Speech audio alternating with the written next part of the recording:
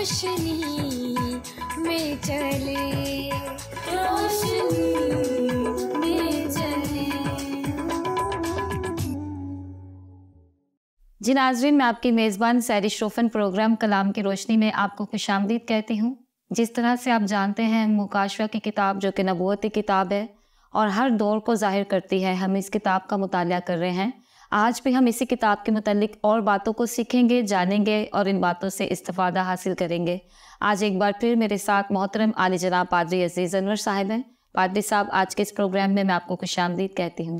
بہت شکریہ سہرش کہ آپ نے اس پروگرام میں مجھے دعوت دی تاکہ ہم مل کر پاک کلام کی ان سچائیوں کو اس نبوتی کتاب کے تعلق سے سیکھ سکے اور سکھا سکے، جس کے لیے میں آپ کا، آپ کے ادارے کا اور پورے سٹاف کا شکر گزار ہوں۔ خداوند کا شکر ہو۔ پادری صاحب، گزشتہ ایپیسوڈ میں بڑی خوبصورتی کے ساتھ آپ نے 6 باب کی 9ویں آیت کے متعلق وضاحت کی۔ ہم نے قربان گاہ کے نیچے جو روحیں ہیں ان کے متعلق سیکھا۔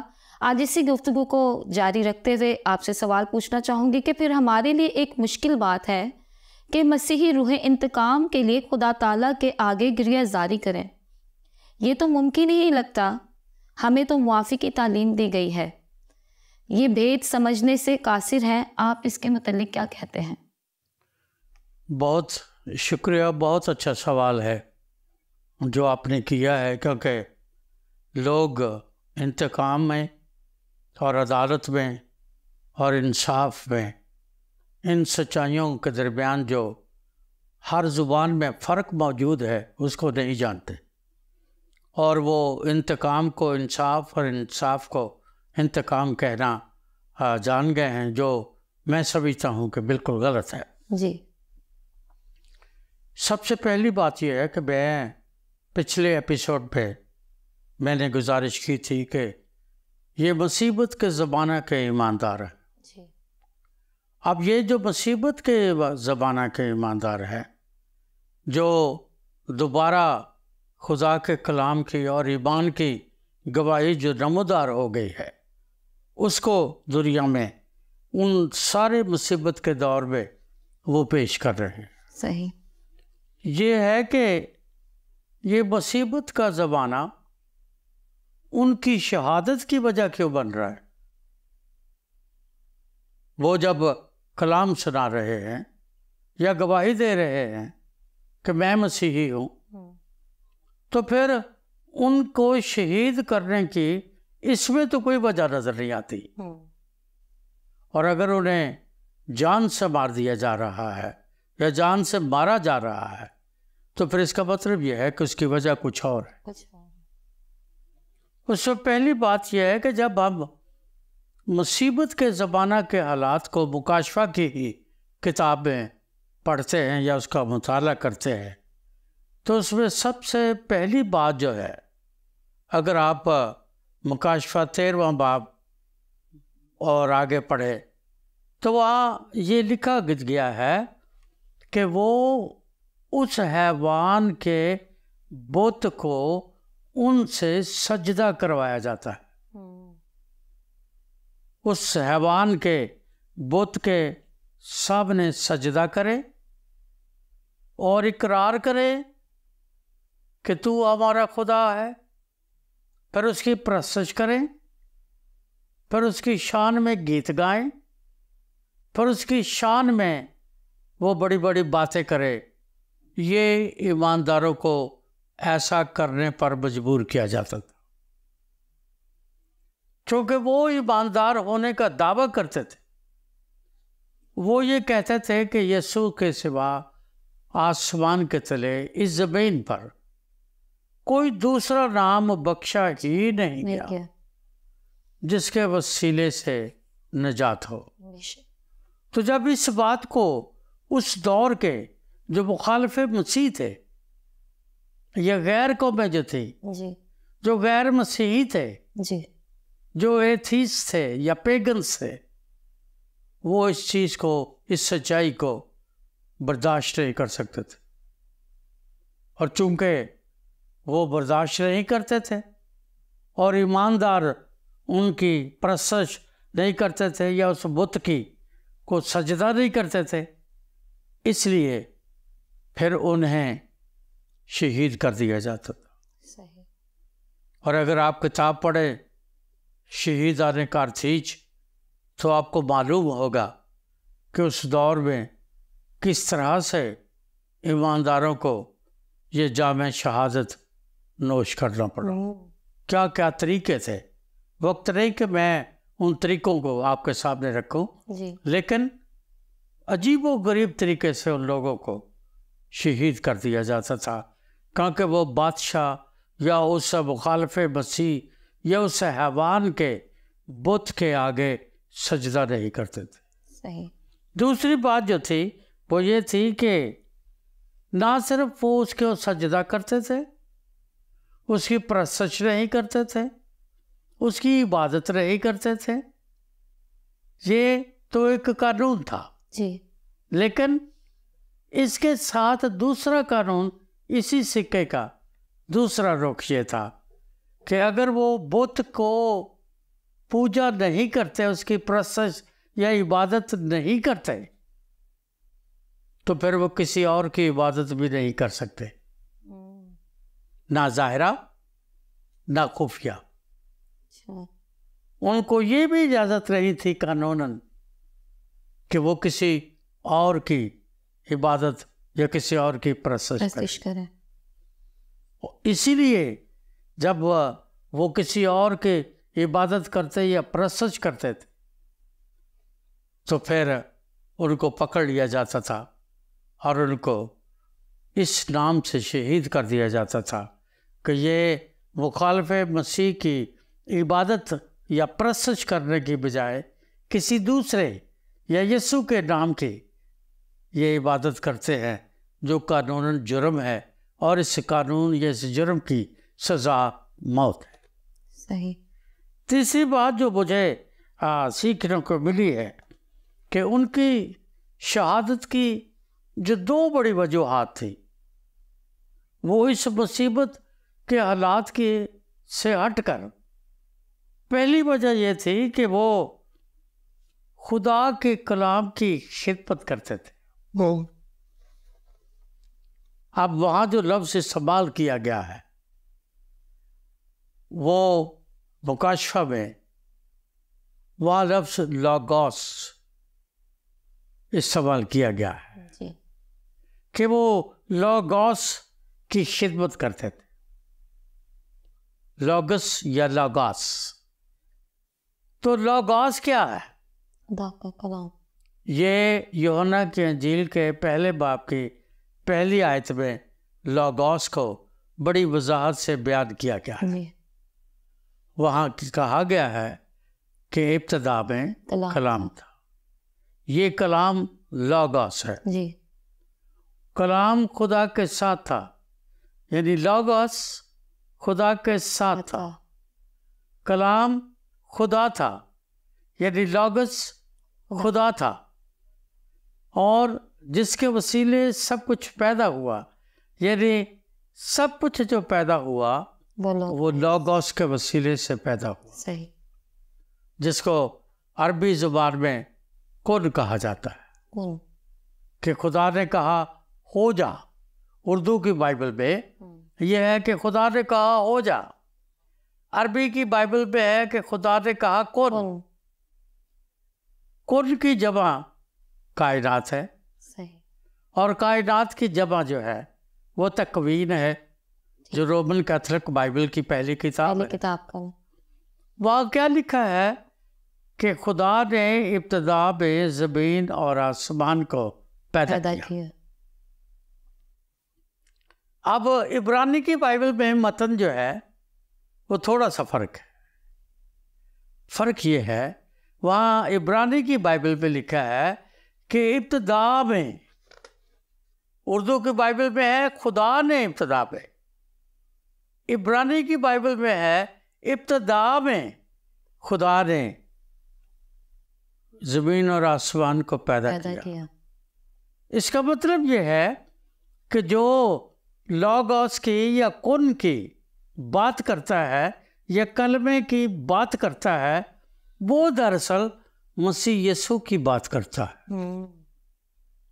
اب یہ اس دور کے جو لوگ تھے، مصیبت کے دور کے لوگ، وہ جب اس کلمے کی، اس کلام کی، مسیح یسوع کی بات کرتے تھے تو پھر وہ اس بت کی پوجا نہیں کر سکتے۔ اور یہ ہر دور میں ہوتا رہا ہے، آج بھی ایسا ہی ہے، آج بھی ایسا ہی ہے۔ جی آج کے جو بت ہیں وہ ذرا فرق قسم کے ہیں۔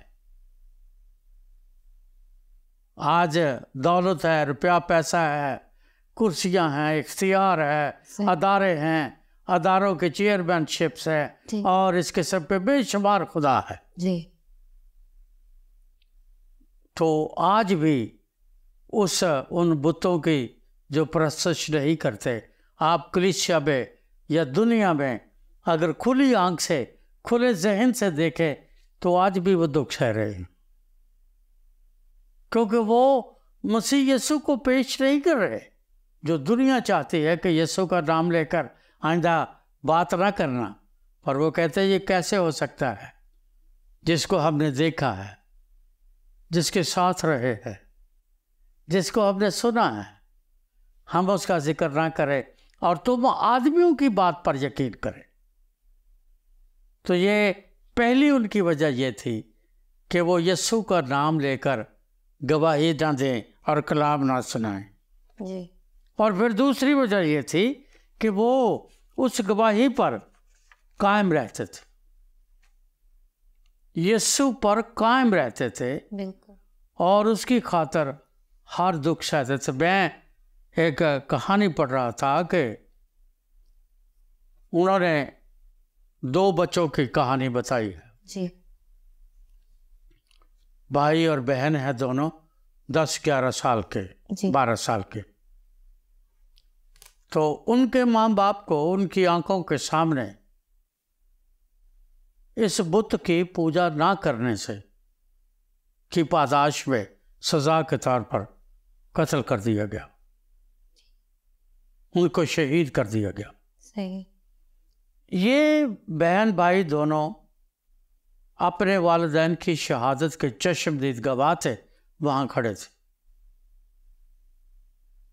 اور وہاں انہوں نے 2 لوہے کے پلر کھڑے کیے ہوئے تھے جن کے گرد آگ جل رہی تھی، اور وہ آگ کی وجہ سے، جلنے کی وجہ سے وہ لوہے کے جو پلر تھے وہ تپش کی وجہ سے سرخ ہو چکے تھے۔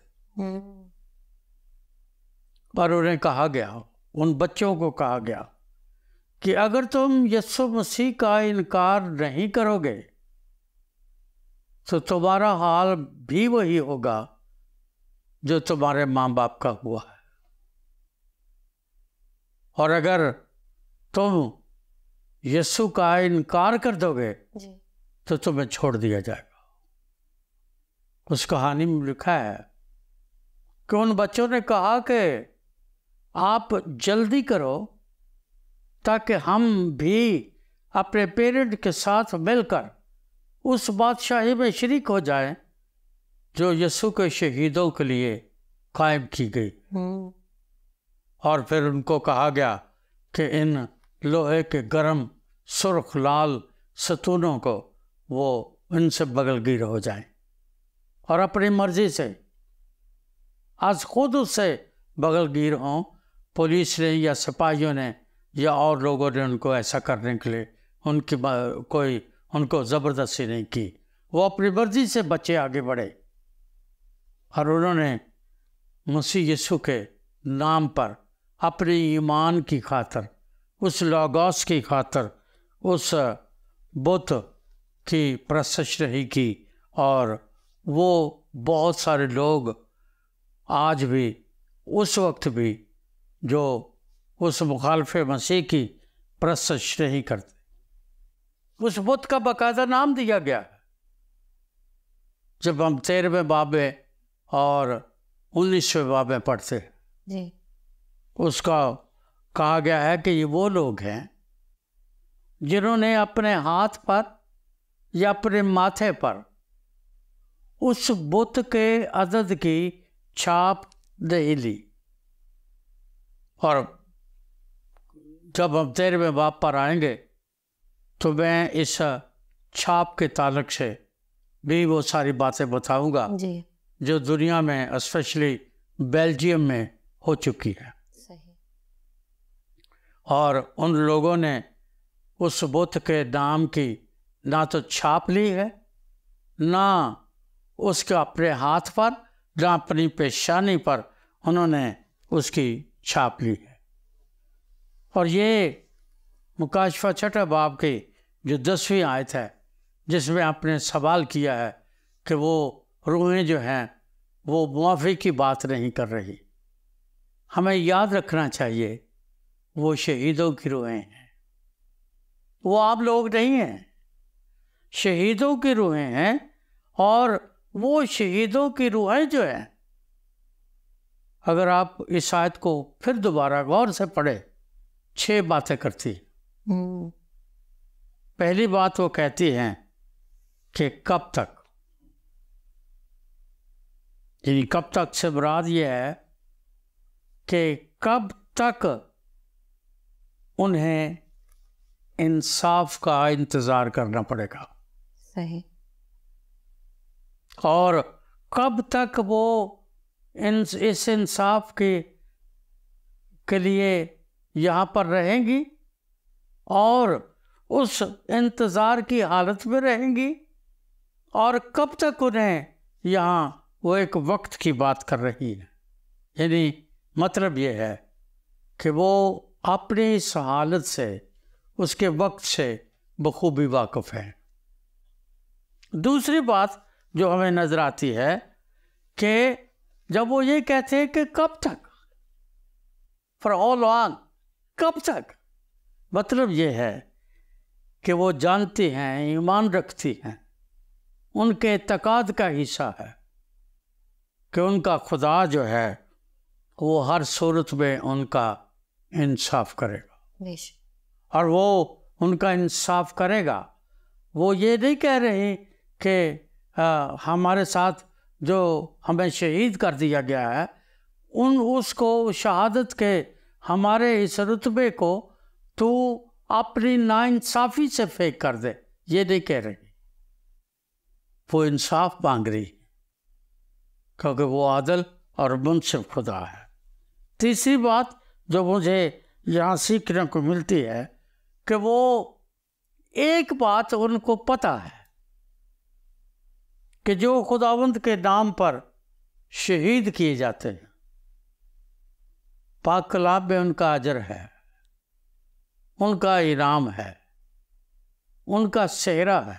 جی، اور جب وہ یہ کہتے ہیں کہ کب تک، تو اس کا مطلب یہ ہے، یہ بھی ہو سکتا ہے کہ کب تک ہمیں ہماری شہادت کے عوض میں ہمارا انعام یا صحرا یا اجر نہیں ملے گا۔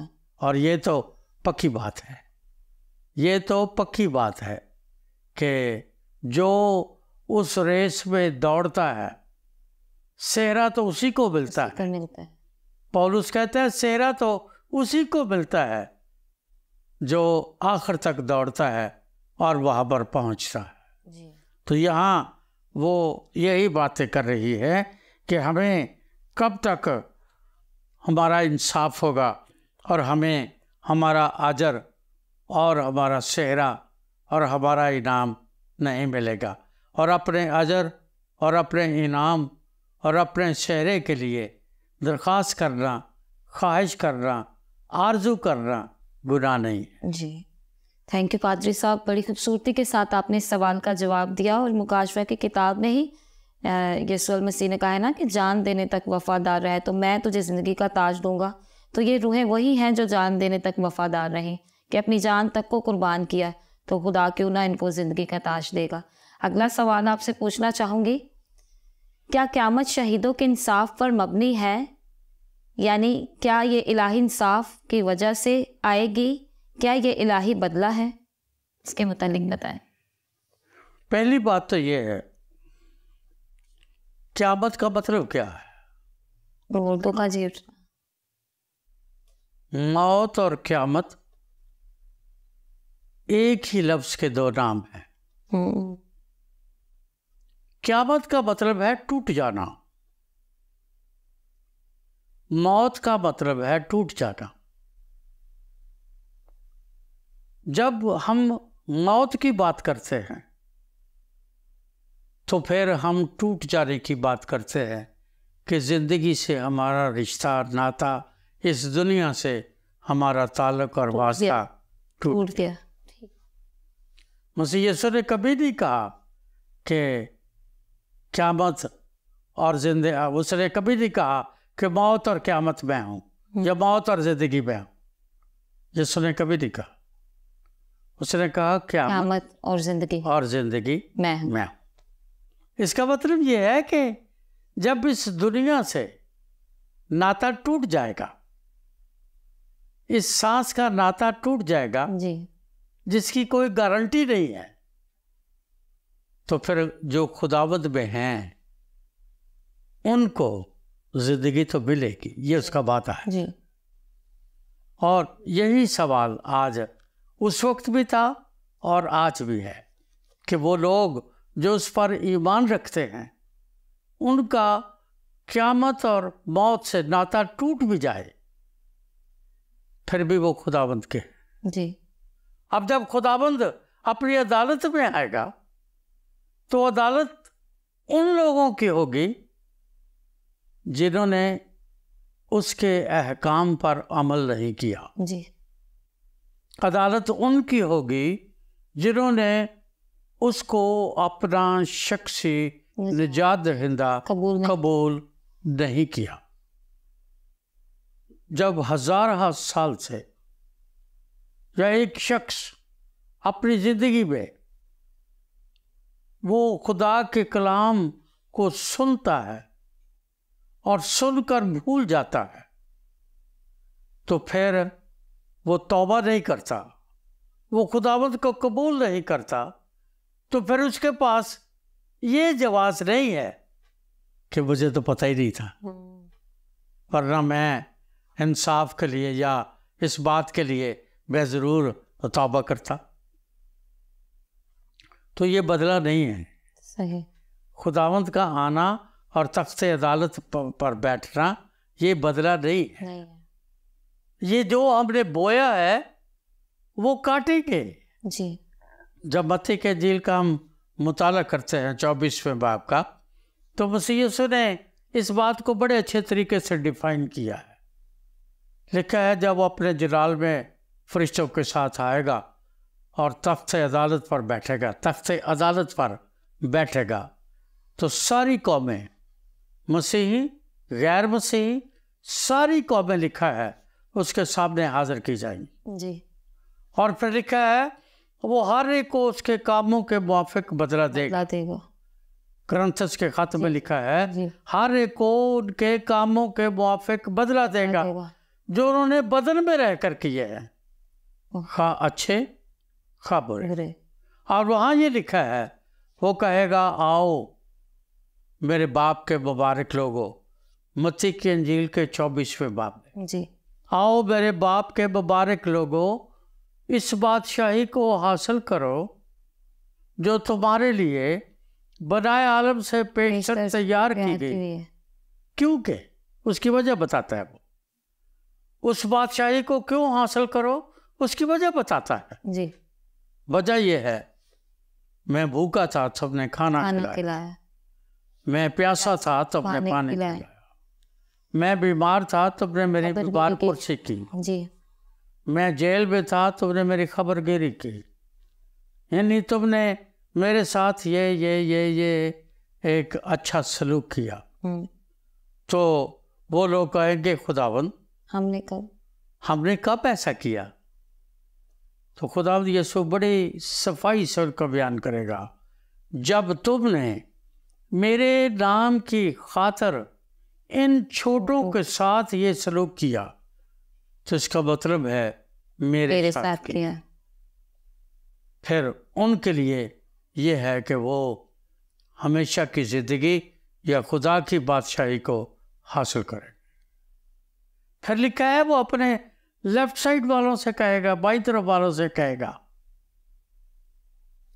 कि इनको ले जाओ और इनको वहां डाल दो जहां रोना और दांतों का पीसना है, जिसका जिक्र मैंने पहले आपको बताया जी कि यरूशलेम में ये हनूम की वादी मौजूद है, जिसका पस मंजर मैंने आपको जी बताया।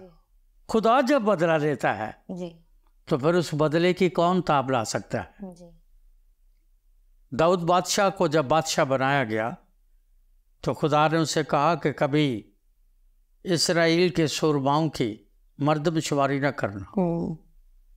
उसने कर दी। कर दी। फिर खुदावंद ने उससे कहा कि मैंने तुझे मना किया था। अब ये 3 बातें हैं, 3 आफतें हैं, दुश्मन के हवाले करो या आफत के हवाले करो, तीसरी बात या मैं तेरे साथ वो सलूक करूं जो नाफरमानों के साथ किया जाता है। तो दाऊद ने एक बड़ी खूबसूरत बात कही। उसने कहा दुश्मन के या इंसान के हाथ में पड़ने से कहीं ज्यादा बेहतर है कि मैं खुदा के हाथ में पड़ूं। जी ये बदला है। अदालत और बदले में और मुआफ़ी में और अजर में फ़र्क है। हमारे लोग इस बदले को, इस अदालत को नहीं जानते, क्योंकि वो उर्दू ज़ुबान के अल्फाज के दुरुस्त मानों से वाकिफ़ नहीं हैं। इसलिए बहुत दफ़ा वो बाइबल मुक़द्दस की सच्चाइयों से वाकिफ़ नहीं हो पाते, सिर्फ अपनी लाइल्मी की वजह से, जिसका एक ही इलाज है, अगर किसी में हिकमत की कमी हो तो खुदावंद से मांगे। आज भी ये मैं कहूँगा, अगर हिकमत की कमी है तो खुदावंद से मांगे। जी थैंक यू पादरी साहब, बड़ी खूबसूरती के साथ आपने इस सवाल का जवाब दिया। और कलाम में जब हम लदीकिया की कलीसिया का मुताला करते हैं तो खुदावंद यीशु मसीह कहते हैं ना कि अब बस तौबा कर और सरगर्म हो जा। तो ये तो बार शुरू से ही ये तालीम मिलती आ रही है कि हमें जो है माफ़ी मांगनी चाहिए, तौबा करनी चाहिए, क्योंकि वो रोज़े अज़ीम आने को है, खुदा के गज़ब और कहर का दिन आने को है, इंसाफ और अदालत का दिन आने को है। फिर शायद वक्त ही ना मिले, मौका ही ना मिले। यकीनन नाज़रीन, यही वक्त है, हमें चाहिए कि हम तौबा करें, अपने गुनाहों से माफ़ी मांगे। और एक वक्त ऐसा आना है कि फिर शायद हमें तौबा करने का भी वक्त नहीं मिलेगा और ना माफ़ी मांगने का वक्त मिलेगा। अगर तौबा करेंगे, माफ़ी मांगेंगे तो खुदावंद यीशु मसीह कहते हैं जिस तरह मैं बाप के साथ तख्त पर बैठा हूँ, तुम भी मेरे साथ तख्त पर बैठोगे जब हम उसके कलाम पर अमल करेंगे और अपने गुनाहों का इकरार करेंगे। बातें और भी बहुत सी हैं, लेकिन वक्त इजाज़त नहीं दे रहा कि हम और बातों को करें। अगले एपिसोड में हम और बातों को सीखेंगे। आज के इस एपिसोड में मुझे और पादरी साहब को इजाज़त दें। खुदा हाफिज़। आओ हम खुदावंद की रोशनी में चले, रोशनी